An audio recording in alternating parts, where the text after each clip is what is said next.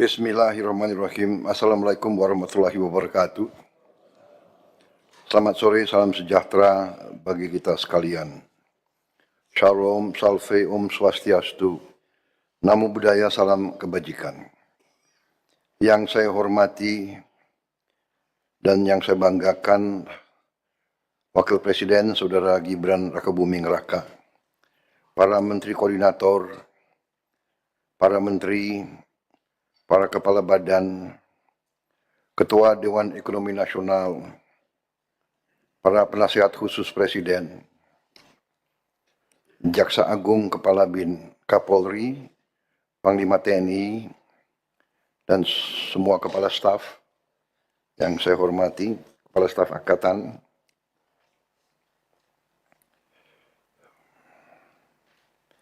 para Wakil Menteri yang hadir, Wakil Kepala Badan, dan seluruh anggota Kabinet Merah Putih yang saya hormati.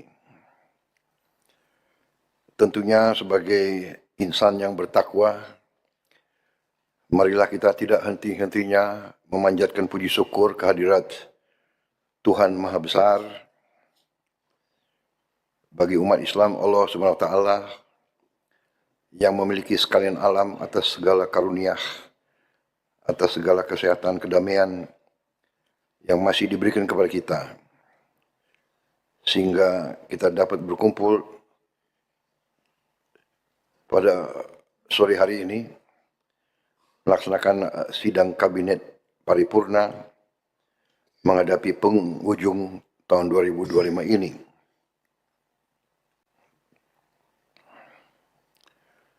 Kita tentunya selalu sadar dan ingat saudara-saudara kita di beberapa daerah di Aceh, Sumatera Utara terutama, dan Sumatera Barat, ya, baru saja mengalami bencana banjir dan tanah longsor, dan sebelumnya juga ada beberapa daerah. Kita berdoa saudara-saudara kita segera bisa pulih, dan kita bekerja keras untuk memulihkan keadaan sehingga rekonstruksi dan rehabilitasi bisa segera dimulai. Saudara-saudara sekalian, keadaan bencana ini saya kira sekarang merupakan suatu keadaan yang harus kita hadapi dengan penuh kewaspadaan, karena memang masalah perubahan cuaca, climate change, yang mempengaruhi lingkungan hidup kita menjadi masalah global, masalah planet, sehingga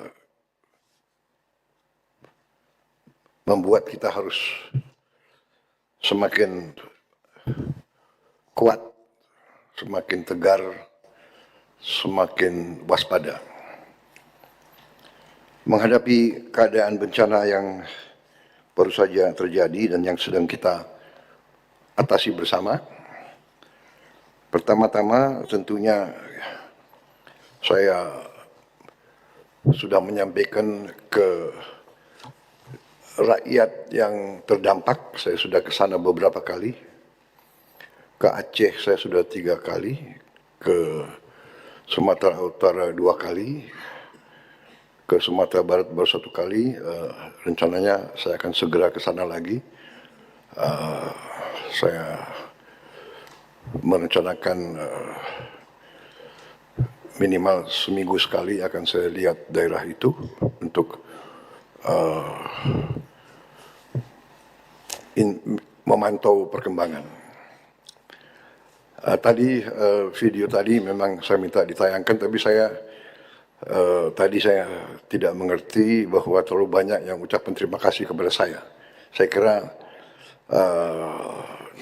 tolong disampaikan bahwa itu sesungguhnya bukan hasil saya. Itu adalah hasil kerjasama kita semua, terutama mereka-mereka yang di lapangan.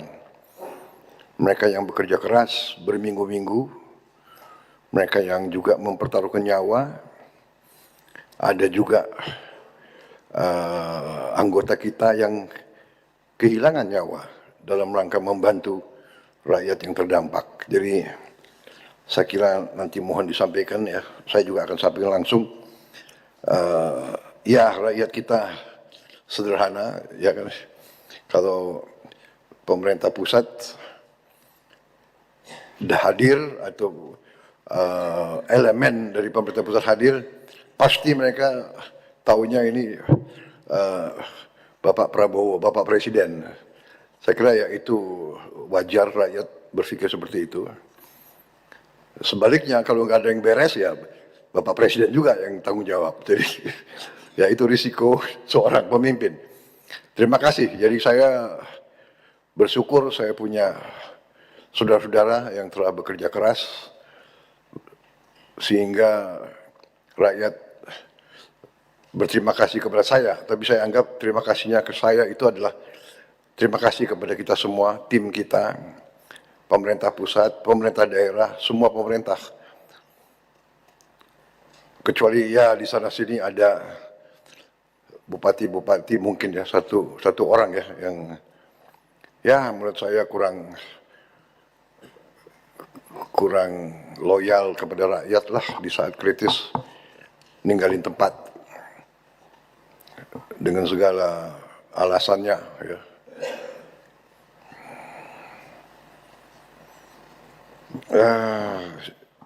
Tapi yang lain saya lihat tegar, tabah. Jadi saya ingin ucapan terima kasih kepada semua petugas di lapangan. Ya, semua lapisan saya lihat dari yang tertinggi, para menteri, para wakil menteri, para kepala badan, saya lihat di lapangan. Saya lihat dirut-dirut perusahaan-perusahaan yang penting ada di lapangan. Dirut Pertamina, dirut PLN, PU ada, kerja keras, kesehatan semua saya lihat. Hampir semua KL hadir di situ. Terima kasih. Sebaliknya juga saya mohon jangan pejabat-pejabat tokoh-tokoh datang ke daerah bencana hanya untuk foto-foto dan untuk dianggap hadir ya. Mohon sebaliknya kita tidak mau ada budaya wisata bencana. Jangan, kalau datang benar-benar harus ada tujuan untuk membantu mengatasi masalah. Saya kira kalau unsur pimpinan datang yang punya tugas dan portofolio ke situ. Mohon ini saya lihat ada kecenderungan wisata bencana ini tidak bagus. Ya, rakyat di situ jangan dijadikan objek. Kita datang ke situ untuk benar-benar ingin mencari masalah, melihat kesulitan dan bertindak. Kita lihat di sini kurang air bersih. Apa tindakannya? Di situ kurang BBM, masih terisolasi. Bagaimana tindakannya? Dan sebagainya itu. Saya lihat terutama TNI, Polri, BNPB, Basarnas, tim SAR gabungan. Ya. Tadi saya sudah sebut, saya lihat pegawai Pertamina, PLN di mana-mana, PU di mana-mana di tempat yang sulit, relawan warga masyarakat bahu-membahu membantu proses evakuasi, penyaluran bantuan dan pemulihan akses di sana. Kita semua satu tim. Dan saya terima kasih. Dalam keadaan yang sulit, ada kecenderungan manusia dan juga bangsa kita ini saya lihat ya, terutama sebagian elit-elit kita ada kecenderungan mau cari kambing hitam, mau cari kesalahan. Ini bukan saat untuk kita cari kesalahan, ini untuk kita bekerja keras, bahu-membahu mengatasi masalah di lapangan. Saya setelah beberapa kali ke situ, saya melihat, saya sudah sangat terima kasih. Saya melihat kita bekerja sebagai satu tim. Di awal-awal saya merasa saudara-saudara bertindak dengan benar, dengan cepat. Saya tidak perlu kasih pengarahan detail, saudara sudah bergerak.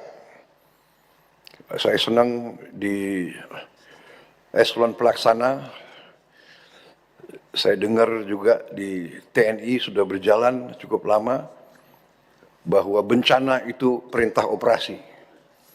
Jadi tidak usah tunggu terlalu banyak petunjuk di saat-saat pertama. Jadi bencana kejadian itu sudah perintah operasi. Tidak perlu tunggu radiogram, tidak perlu tunggu terlalu banyak berinisiatif. Dan ini saya lihat sudah dilaksanakan oleh semua lembaga. Saya terima kasih. Saya terima kasih sama saudara-saudara dari semua pihak.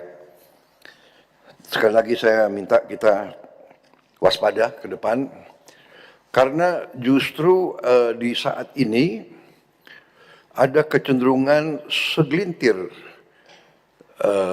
masyarakat, terutama mungkin yang punya motivasi politik, atau bahkan saya terus saja melihat ada mungkin pihak-pihak kekuatan-kekuatan luar yang dari dulu selalu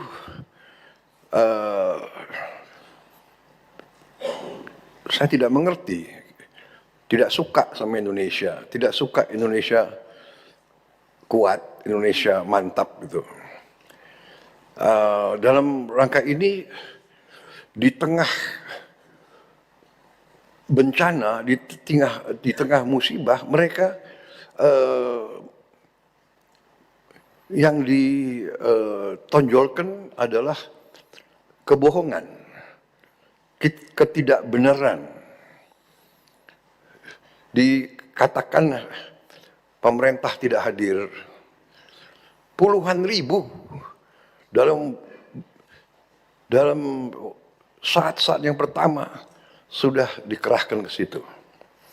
Kita lihat buktinya. Saya lihat sekarang ini mungkin ada pihak yang khawatir karena rakyat baru sekarang lihat pemerintah Indonesia ini ternyata kuat. TNI kuat, Polri kuat, BNPB kuat, Basarnas kuat. Mampu kita kerahkan puluhan helikopter dalam waktu singkat. Belasan pesawat terbang. Ada tempat-tempat yang tiap hari BBM diantar dengan pesawat terbang, dengan Hercules. Ini hanya bisa oleh negara yang kuat. Ada desa-desa yang tiap hari, yang sekarang masih belum tembus, saya kira nanti mungkin ada laporan dari BNPB, tiap hari didatangi oleh helikopter. Di tengah cuaca yang di gunung-gunung itu ya masih penuh kabut, hujan juga masih sering turun cepat. Saya baru dari situ, saya dari Takengon, saya dari Bener Meriah, saya lihat kondisinya tidak gampang, ya kan? Ketinggian 1.800, ketinggian 2.000, kabut itu. Jadi penerbang-penerbang kita terbang tiap hari. Ini adalah suatu hal yang perlu kita banggakan. Saya terus terang aja, saya sebagai Presiden Republik Indonesia, saya bangga lihat aparat-aparat kita di setiap tingkatan berada di tengah rakyat. Ya, jadi semua mengerahkan tanpa terlalu banyak minta perintah dari saya, berinisiatif. Saya terima kasih para pimpinan Panglima TNI, Kapolri, para kepala staf, semua yang hadir dan mengambil tindakan atas inisiatif sendiri.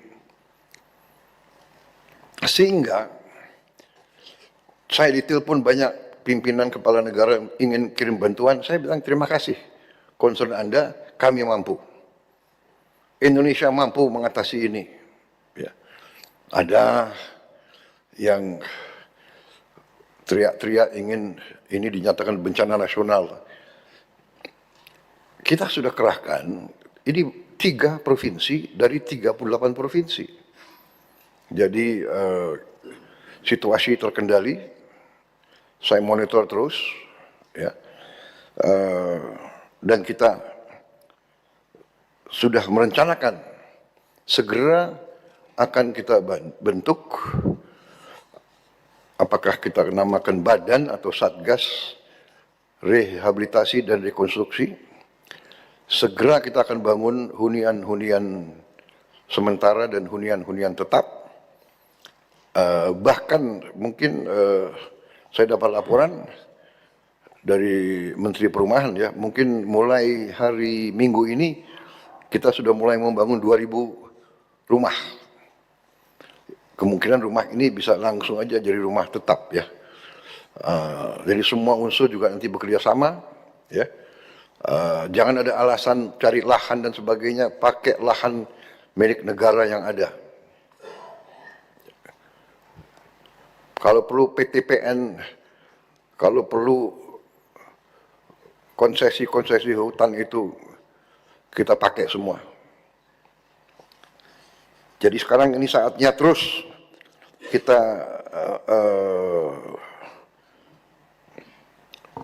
bekerja sangat keras. Anggaran APBN sudah kita siapkan, dan saya katakan bahwa anggaran ini kita siapkan karena memang uangnya ada. Dan uangnya ada karena justru pemerintah kita yang saya pimpin, di awal pemerintah kita menghemat ratusan triliun. Yang saya diserang, saya dimaki-maki bahwa efisiensi ini salah. Baru ada di dunia ini ada demonstrasi menentang efisiensi. Padahal efisiensi itu ada di pasal 33 Undang-Undang Dasar 45. Saudara-saudara, ayat 4. Ya. Justru karena kita laksanakan efisiensi, kita kurangi semua kemungkinan korupsi, kebocoran, kita punya uang sekarang. Di akhir minggu-minggu terakhir bulan tahun ini, kita punya uang. Itu coba, perekonomian nasional diselenggarakan berdasar atas azas demokrasi ekonomi dengan prinsip kebersamaan, efisiensi, berkeadilan. Tapi ada yang menggerakkan, menentang efisiensi. Dengan efisiensi, kita punya kemampuan, kita punya kekuatan sekarang. Jadi saudara-saudara, kita sudah siap, terima kasih. Kita sudah siapkan, kemudian semua gubernur yang berdampak, langsung saya perintahkan mengirim dana operasional taktis 20 miliar, semua bupati wali kota di 52 kabupaten kota yang terdampak, langsung saya kirim 4 miliar rupiah, dan ini sudah langsung dan sudah diterima di luar anggaran pemulihan. 3 hari setelah instruksi saya, uang sudah sampai di semua kabupaten. Mendagri, apa benar begitu? Betul? Ya. Sudah sampai semua. Ini sangat penting, karena bupati-bupati bisa mengambil tindakan segera. Kita sudah mengerahkan lebih dari 50.000 TNI dan Polri. 50.000. Itu setingkat 50 batalion sudah dikerahkan di di daerah berdampak. Kalau dibilang negara tidak hadir, ya kita waspada saja, ya. Unsur-unsur yang memang ya punya agenda-agenda lain. Kita sudah kerahkan sekarang lebih dari 60 helikopter dan belasan pesawat yang terbang tiap hari Medan ke lokasi-lokasi, Halim ke provinsi-provinsi tersebut.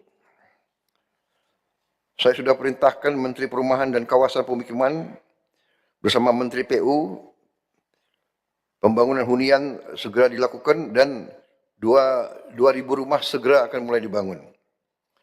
1.000 alat berat sudah dikirim, antara lain truk, ekskavator, tangki air bersih dan minum. Kemarin kita juga tambahkan lagi alat berat, truk air minum, persediaan air bersih, serta toilet portable. 50 jembatan beli sedang kita kerjakan. 7 tadi sudah jadi. Akses jalan darat sebagian besar telah pulih. Memang ada wilayah-wilayah tertentu yang masih terisolasi.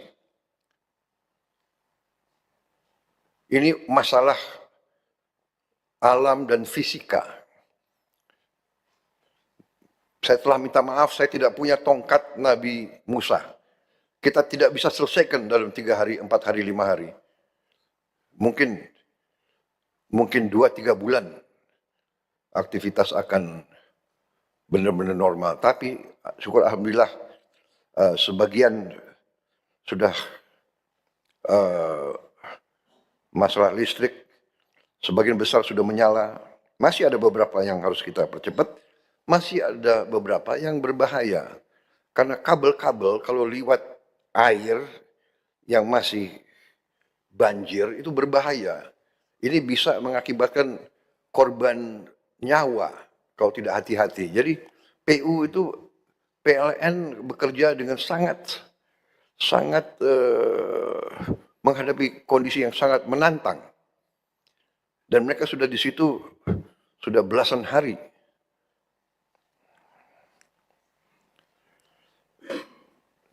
Tadi Menteri Kesehatan nanti juga bisa laporan tiap menteri. Saudara-saudara, sementara itu sekarang saya persilakan para menteri untuk menyampaikan laporan masing-masing. Tentunya nanti Kepala BMKG juga akan menyampaikan bahwa sudah banyak warning juga dari PBB, beberapa daerah di kawasan kita memang menghadapi beberapa kondisi perubahan cuaca yang harus kita waspadai. Silakan, saya persilakan Sekretaris Kabinet untuk mempersilakan para menteri yang ingin menyampaikan laporan.